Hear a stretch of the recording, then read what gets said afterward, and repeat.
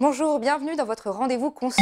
C'est souvent le dernier cri d'un portable en rate de batterie. Comme nous, au Parisien TV, vous devez sûrement recharger votre smartphone au moins une fois dans la journée. C'est vrai qu'on l'utilise énormément pour écouter de la musique, nous servir de GPS, envoyer des mails et des messages aussi.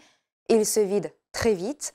Pas de problème pour le recharger au travail quand on le peut, mais c'est plus compliqué quand on sort au resto ou prendre un verre. Une toute nouvelle start-up de Charging Place a créé des sortes de casiers installés dans les bars.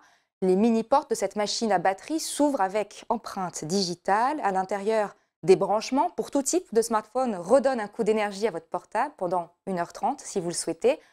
Comme à la piscine, il faut glisser une pièce de 1 euro, sauf que là, on vous ne la rend pas. Pour l'instant, le service est disponible dans une douzaine de bars à Paris, mais The Charging Place compte s'étendre très vite aux villes en région aussi. C'est plus sécurisant pour votre très cher smartphone et moins embêtant pour les gérants des restos. Mais à en croire ce que nous raconte un barman où la machine est déjà installée à Paris, tous les clients ne sont pas forcément prêts à verser 1 euro pour redonner un peu de souffle à leur portable.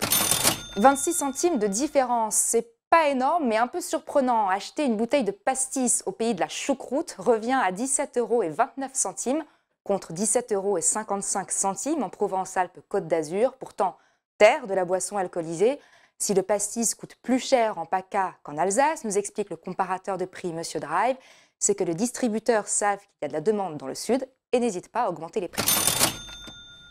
Pleine de mozza, dégoulinante de gorgonzola et humant bon la sauce tomate, la pizza est très aimée des Français. 5 kilos par habitant en moyenne ont été avalés l'année dernière, devant les matchs du mondial notamment. Nous sommes d'ailleurs les plus gourmands de Regina aux 4 fromages, juste après les Américains et devant les Italiens.